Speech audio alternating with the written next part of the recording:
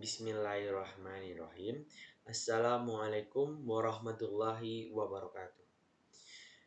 Kami dari kelompok 10 dari mata kuliah Manajemen Produk dari jurusan D3 Digital Marketing atau Manajemen Pemasaran dari Fakultas Ilmu Terapan atau FIT.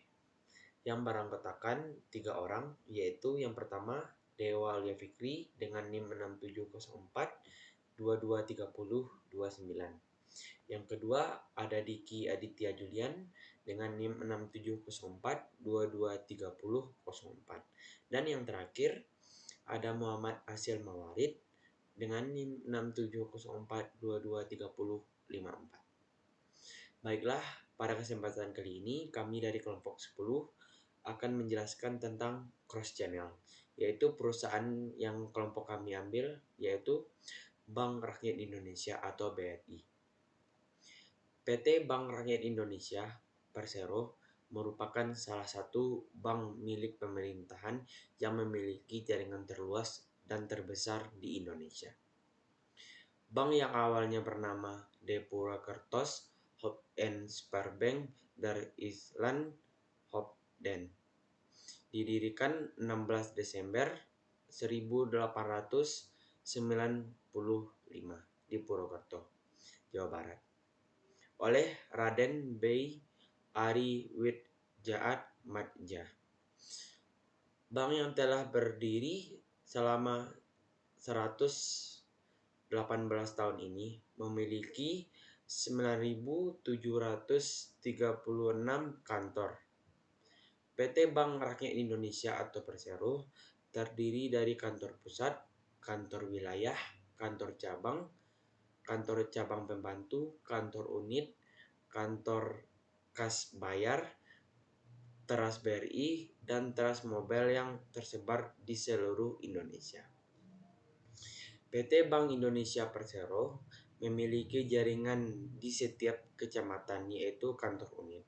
Kantor unit ini bertugas untuk menghimpun dan menyalurkan kembali dana pada masyarakat dalam lingkup kecamatan.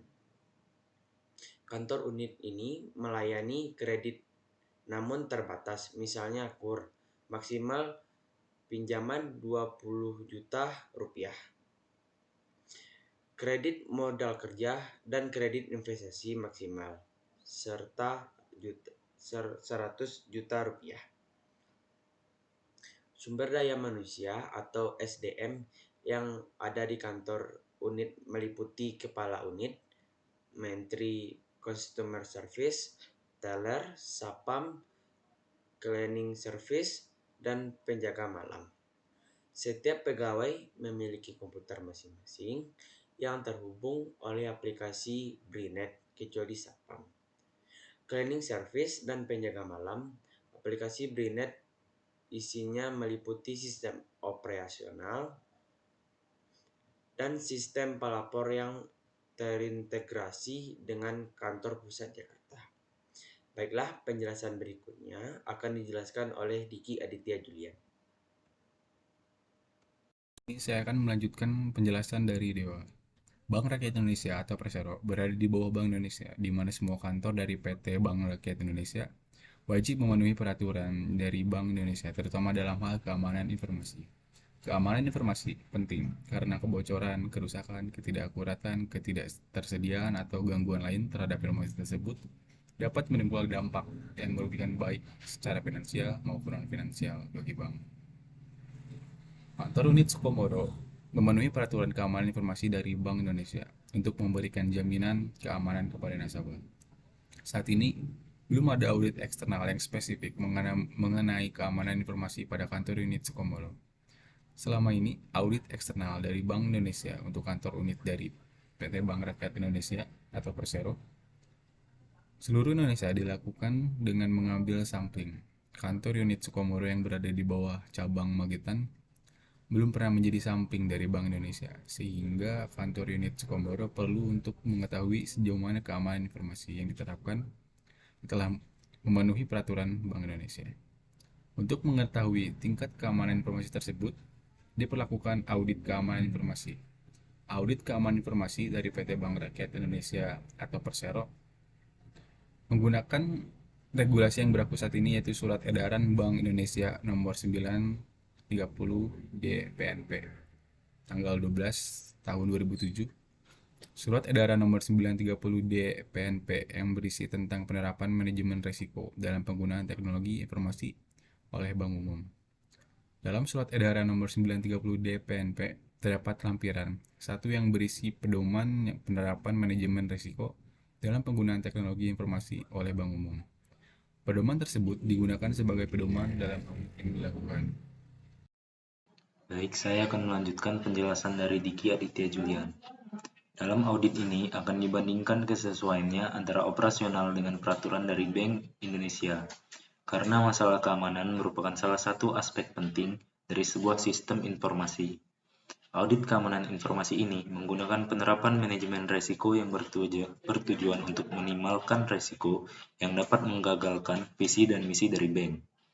Pedoman penerapan manajemen risiko dalam penggunaan teknologi informasi dan informasi oleh BEM Umum merupakan pokok-pokok penerapan manajemen risiko dalam penggunaan teknologi informasi yang harus diterapkan oleh bank.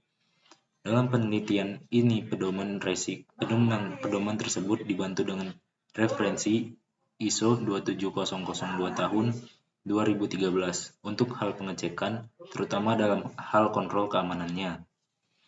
Pada ISO 27002 tahun 2013, kontrol keamanan yang diperiksa cukup jelas, sedangkan pada pedoman merupakan garis besarnya. Pada audit ini, terdapat dua prosedur yang tidak dapat dilakukan pada kantor unit Sukomoro, yaitu tentang prosedur pengolahan sumber daya manusia dan prosedur pengamanan logik. Kedua prosedur ini tidak dapat diaudit karena prosedur tersebut wewenang kantor pusat. Kantor unit Sukomoro hanya bertindak sebagai pengguna. Dengan adanya audit keamanan informasi yang menggunakan regulasi dari Bank Indonesia pada kantor unit Sukomoro ini diharapkan dapat membantu mengetahui tingkat keamanan informasi yang telah diterapkan. Hasil audit keamanan informasi ini menghasilkan rekomendasi yang dapat digunakan untuk meningkatkan keamanan informasi pada kantor unit Sukomoro. Baik, itu saja dari saya.